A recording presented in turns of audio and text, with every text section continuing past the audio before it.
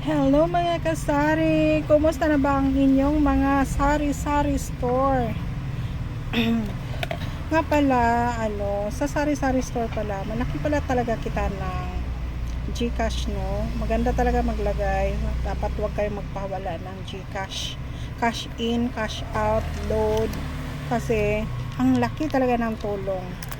Yung iba kasing sari-sari store natatakot maglagay ng ganyan kasi daw baka ma-scam or ano. Pero para sa akin hindi naman siguro, kung mag-ingat lang din.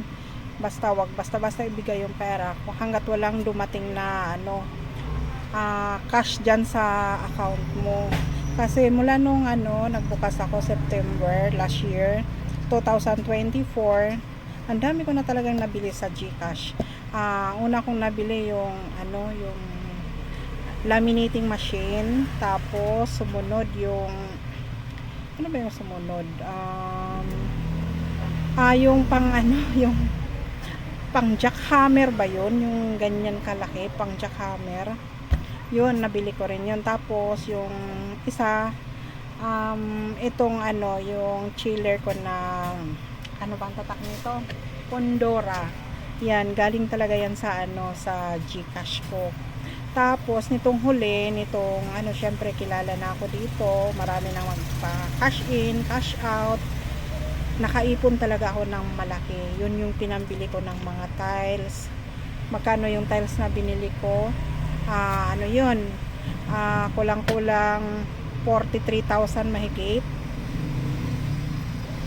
Kaya sobrang laki ng tulong. May nabili kasi akong window machine, no, sa lang, totoo lang, hindi ako kumita. Sobrang laki ng lugi ko.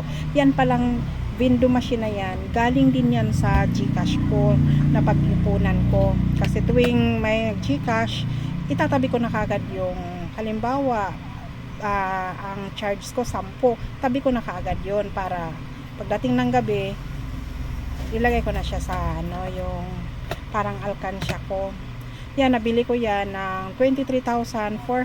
Tapos yung tawag nito, yung license niya, parang pumalo siya ng lahat 24,000 kasama yung license ng yung ganyan na machine, yung uso ngayon na window machine.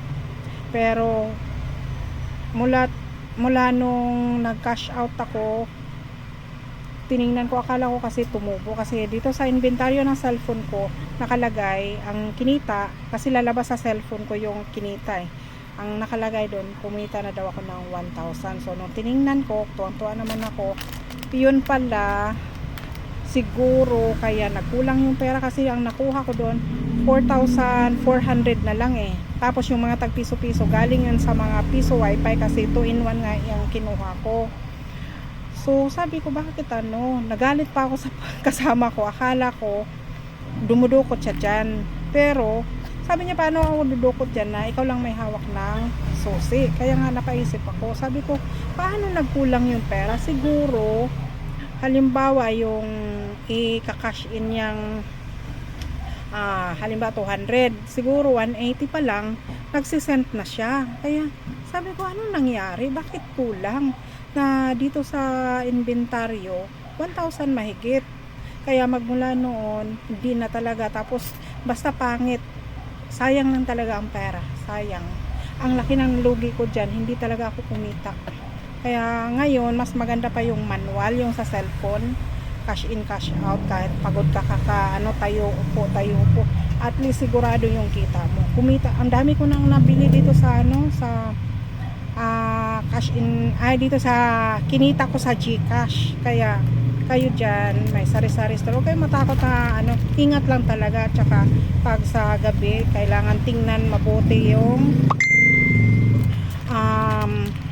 yung pera, kasi minsan fake.